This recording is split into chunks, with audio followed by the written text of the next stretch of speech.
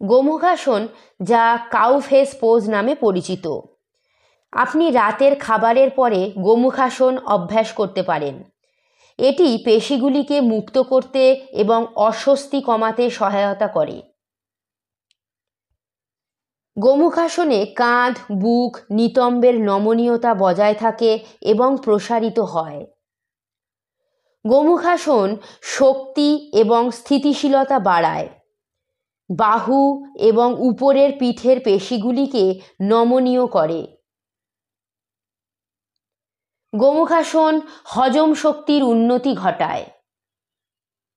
Heart এবং রক্তচাপের জন্য গোমুখাসন অভ্যাস করা ভালো। কিছু সতর্কতা: যদি আপনার নিতম্ব শক্ত মনে হয় তবে একটি ভাঁজ করা কম্বল বা ব্লকের উপর বসুন। আপনার আঙুলগুলি আঁকড়ে ধরতে অসুবিধা বোধ করলে তোয়ালে ব্যবহার করতে পারেন।